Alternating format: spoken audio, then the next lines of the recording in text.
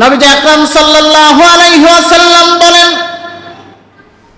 আল্লাহ তাআলা কাউকে কোনো বছর দেয় নাই যেই বছর কোনো উম্মতের জন্য, যেই বছর কোনো বান্দার জন্য কোনো অকল্যাণকর হতে পারে। আল্লাহ তাআলা কোনো বান্দাকে এমন কোনো মাস দেয় নাই যে মাসে বান্দার জন্য অকল্যাণ হতে পারে।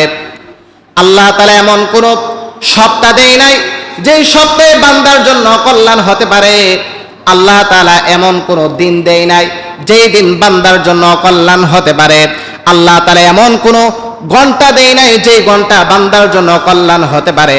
আল্লাহ তাআলা এমন কোনো মিনিট দেয় নাই যেই মিনিটটা বান্দার জন্য কল্যাণ হতে পারে। আল্লাহ তাআলা এমন কোনো সেকেন্ড দেয় নাই যেই সেকেন্ড বান্দার জন্য কল্যাণ হতে পারে। কথা বলেন ঠিক কিনা? এখন বলতে পারেন যে হুজুর আমার এত বিপদ, এত রোগ বেমার কেন হয়? আমি আল্লাহ তাআলা তাকে তার ধৈর্য ধারণ করার জন্য, তাকে দেখার জন্য সে ব্যক্তি আমার প্রতি কেমন ধৈর্য আছে, আমি তাকে এই ধারণার জন্য আমি আল্লাহ তাআলা পরীক্ষা দেই। আমি তাকে বিপদ দিয়ে পরীক্ষিত করি। আমি আল্লাহ তাআলা তার থেকে কিছু নিয়ে পরীক্ষা করি। আমি আল্লাহ তাআলা তাকে কিছু দিয়ে পরীক্ষা করি। আমি আল্লাহ তাআলা তার থেকে কিছু তুলে নিয়ে পরীক্ষা করি।